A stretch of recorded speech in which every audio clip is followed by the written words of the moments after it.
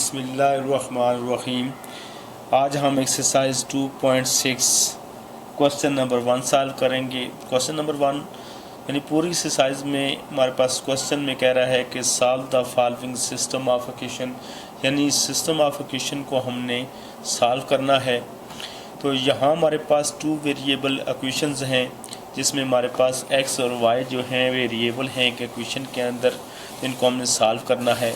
तो आइए इसको सॉल्व करते हैं। सॉल्व करने से पहले आपसे गुजारिश है कि अगर आपने हमारे चैनल को सब्सक्राइब नहीं किया तो हमारे चैनल को सब्सक्राइब कर लें और साथ बेल आइकन पर भी क्लिक करना है ताकि आप हर नई आने वाली वीडियो का नोटिफिकेशन आप तक पहुंच सके। तो आइए इसको सॉल्व करते हैं। सॉल्यूशन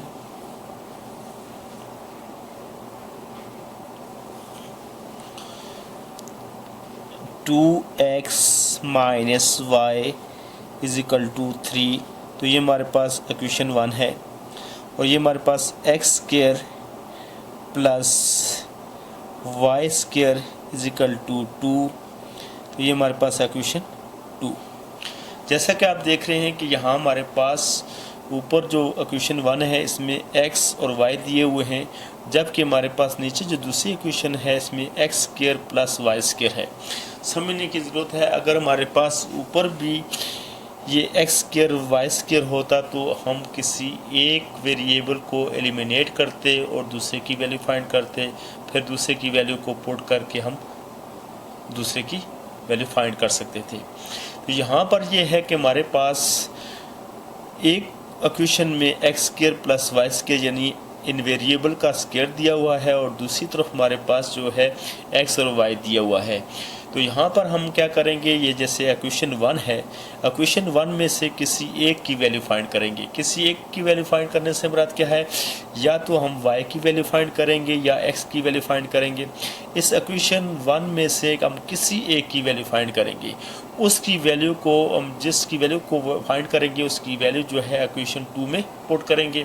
तो इस तरह हमें किसी एक वेरिएबल की वैल्यू फाइंड होगी, फिर उसको हम इक्वेशन 3 में पुट करेंगे। तो इस तरह हमारे पास दूसरे वेरिएबल की भी वैल्यू हमारे पास आ जाएगी। आइए देखते हैं किस तरह। फ्रॉम इक्वेशन 1 से इक्वेशन 1 हमारे पास है 2x minus Y is equal to 3।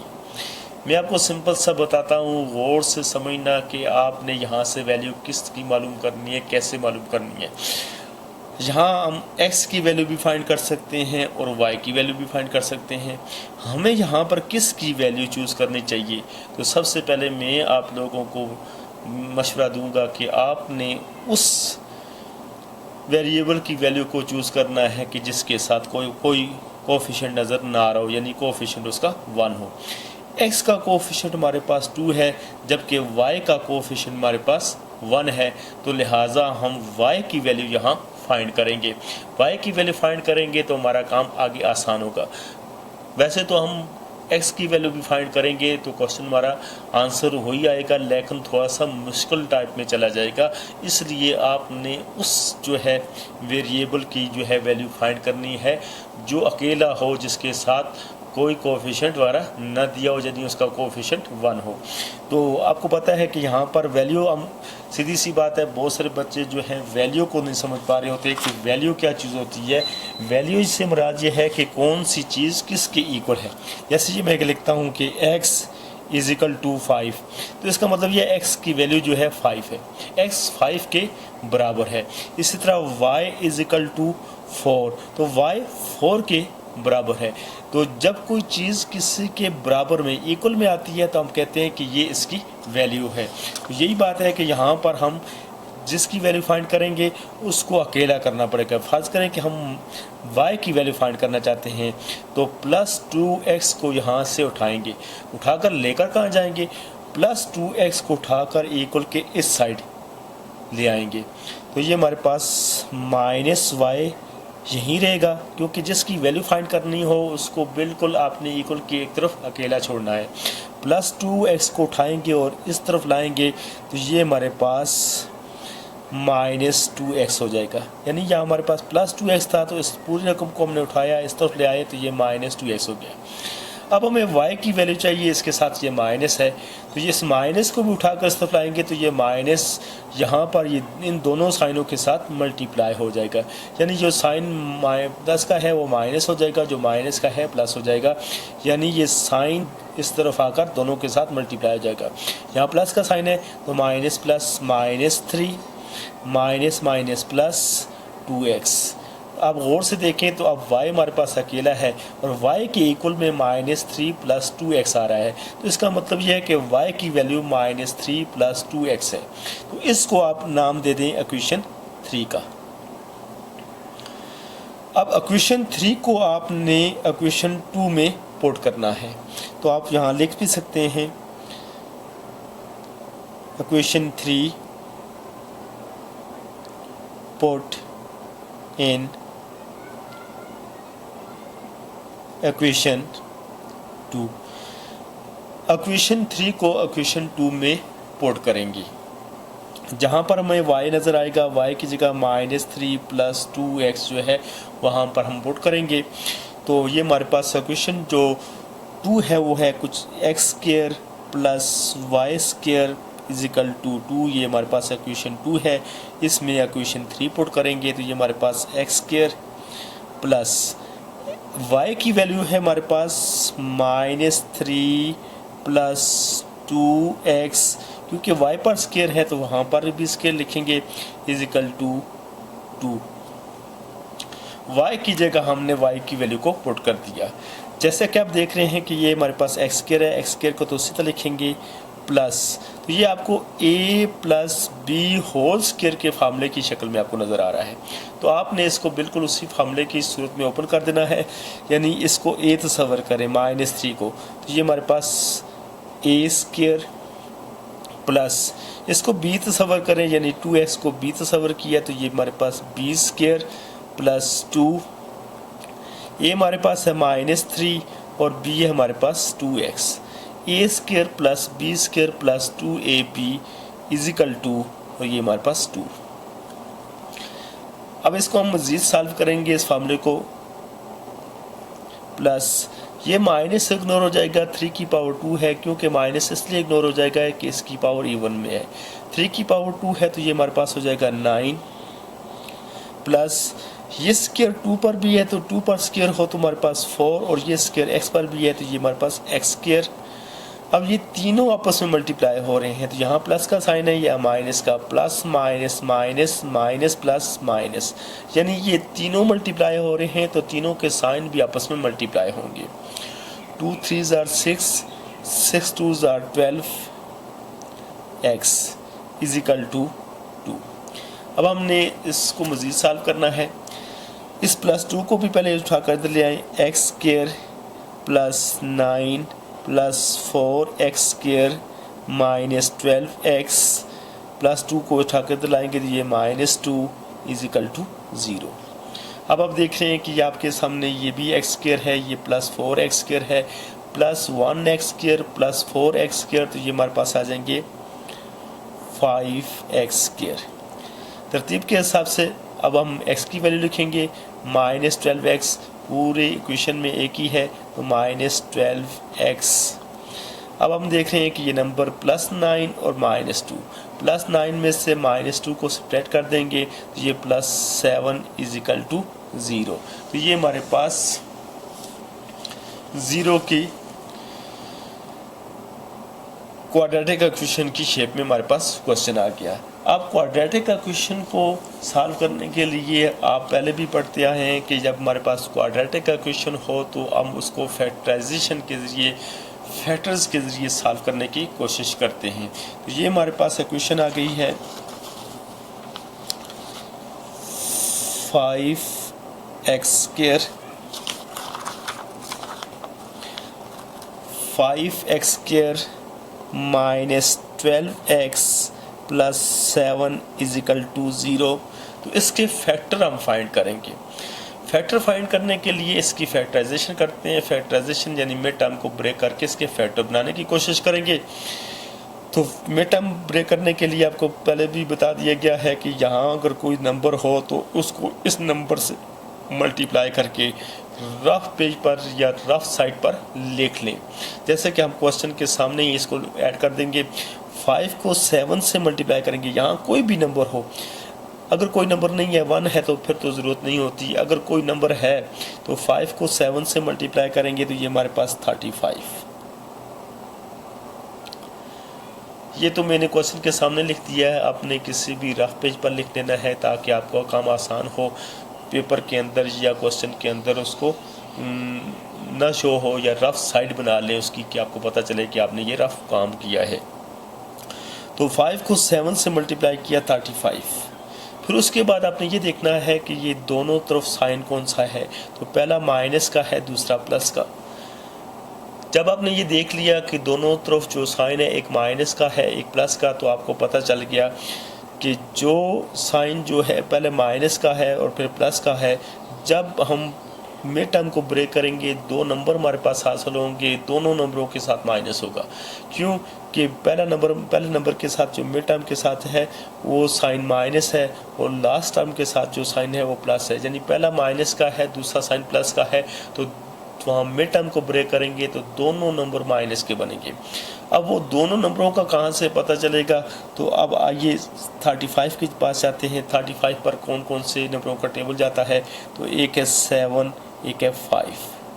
तो हमने कहा कि ये इस 35 से हमें दो नंबरों का पता चलेगा। अगर दोनों नंबरों के साथ अगर माइनस लगाएं तो -12 बनता है, तो हमारे फैक्टर दुरुस्त समझ जा रहे हैं। तो देखो -7 और -5, इन -7 और -5 -12 बनते हैं, तो लिहाजा ये दो ही नंबर हैं, जब इसको ब्रेक करेंगे तो ये दो नंबर बनेंगे। क्योंकि इन्हीं दो नंबरों को मल्टीप्लाई करो तो +35 भी बनता है, माइनस माइनस प्लस 7 5 35। 5x², पहला नंबर है हमारे पास -7x -5x + 7 = 0। अब इन दोनों क्वेश्चनों में ये हम देख रहे हैं कि ये हमारे पास 4 टर्म्स में आ रहा है, x इसमें भी है इसमें भी है, तो x को दोनों में से कॉमन ले लें, तो ये x को कॉमन ले लिया। 5 को उसी तरह लिखेंगे, x² में से x को कॉमन ले लिया, तो ये हमारे पास x -7x में से x को हमने कॉमन ले लिया, तो ये हमारे पास 7, माइनस का साइन 5x + 7 में से कोई कॉमन नहीं है तो फिर 1 लेंगे। 1 का टेबल 5x पर 5x minus plus minus 1 7 is 7 = 0। जैसा कि आप देख रहे हैं कि ये दोनों ब्रैकेट्स में ये सेम आ रहा है, तो इनमें से एक लेंगे हम 5x -7, और ये जो हमने कॉमन लिए तो इनको एक ब्रैकेट्स के अंदर लिखेंगे x -1 = 0। अब ज़ीरो प्रोडक्ट प्रॉपर्टी के तहत हमारे पास ये भी 0 के बराबर है, यानी 5x -7 = 0 और x -1 = 0, ये दोनों जो है 0 के बराबर हैं। तो हम अलग अलग से लेंगे। 5x -7 = 0, तो नेक्स्ट स्टेप में हमारे पास -7 को उठाकर इक्वल को साइड पर ले जाएंगे, तो ये हमारे पास रह जाएगा 5x = -7 को इस तरफ लाएंगे, तो ये हमारे पास +7। और नेक्स्ट स्टेप में हमने 5 जो x से मल्टीप्लाई हो रहा है इसको भी उठाकर इस तरफ ले आएंगे, तो ये हमारे पास इस तरफ आकर डिवाइड हो जाएगा। 5 इधर मल्टीप्लाई हो रहा है, इस तरफ आकर ये डिवाइड हो जाएगा, यानी x की वैल्यू हमारे पास है 7/5। इसी तरह हमारे पास ये x + x -1 = 0, ये भी 0 के बराबर है, तो -1 को उठाकर इक्वल की उस साइड पर लाएंगे, तो ये हमारे पास +1 हो जाएगा। तो ये हमारे पास x की दो वैल्यू आ रही हैं। इन दोनों वैल्यू को, x की वैल्यू 7/5 और x की वैल्यू 1 जो है, इनको बारी बारी इक्वेशन 2 में पुट करेंगे। अब हमारे पास इक्वेशन 2 क्या थी, इक्वेशन 2 हमारे पास इक्वेशन 3 हमारे पास थी y = -3 + 2x, ये हमारे पास इक्वेशन 3 थी। तो x की वैल्यू जो है 7/5 को और x की वैल्यू 1 को हमने बारी बारी जो है इक्वेशन 3 में पुट करना है। सबसे पहले आप इस तरह लिख सकते हैं, x = 7/5 पुट इन 3, कि 7/5 को आपने 3 में पुट करना है। जहां आपको x नज़र आएगा, x की जगह आपने 7/5 को पुट करना है।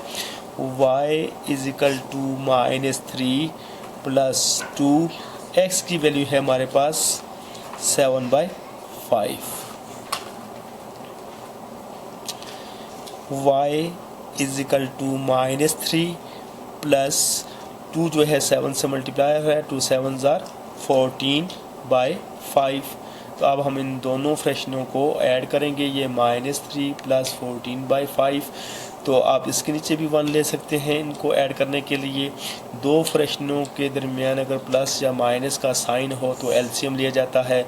y इज इक्वल टू 1 और 5 का एलसीएम हमारे पास आएगा 5 का टेबल 5 पर, हर नंबर का अपने ऊपर टेबल 1 पर जाता है। 5 का टेबल 5 पर 1 बार, 1 को 14 से मल्टीप्लाई करेंगे तो 14 1 इज़ 14 प्लस इसी तरह 1 का टेबल 5 पर 1 5 इज़ 5, 1 का टेबल 5 पर 5 बार, 5 को 3 से मल्टीप्लाई करेंगे, 5 3 ज़ार 15 और इस 3 के साथ माइनस है -15।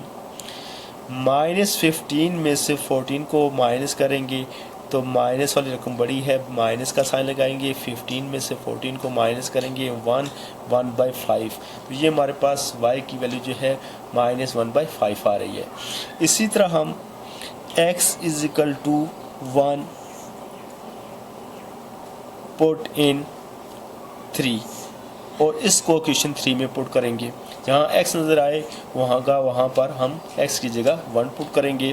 तो क्वेश्चन 3 में y is equal to -3 plus 2 जो है x के साथ मल्टीप्लाई हो रहा है तो x की वैल्यू हमारे पास 1। y is equal to -3 plus 2 1 is 2।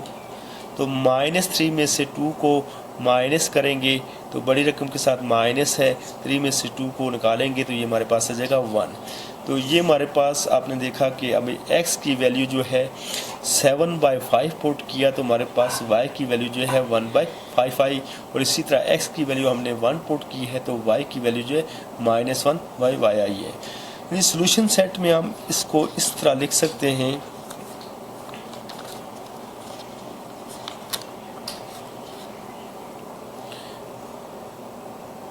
Solution set में इसको इस तरह लिख सकते हैं, यानी x की वैल्यू हमने 7/5 पुट की है तो y की वैल्यू जो है हमारे पास 1/5 हासिल हुई है, और इसी तरह हमने x की वैल्यू जो है 1 पुट की है और y की वैल्यू जो है -1 हासिल हुई है। तो ये इसका सोल्यूशन सेट है। ये था हमारे पास एक्सरसाइज 2.6 का क्वेश्चन नंबर 1 और पार्ट नंबर 1। उम्मीद है कि आपको इस वीडियो में इस क्वेश्चन की अच्छे तरीके से समझ आ गई होगी। अगर आपको इस वीडियो में अच्छे तरीके से समझ आ गई है तो आपने भी कमेंट्स के ज़रिए हमें बताना है। अगर आपको कोई उलझन है तो भी अपने कमेंट्स के ज़रिए हमें आगाह करना है, और अपने दोस्त अहबाब को भी आगाह करना है ताकि वो भी इससे फ़ायदा उठा सकें। Thank you ji.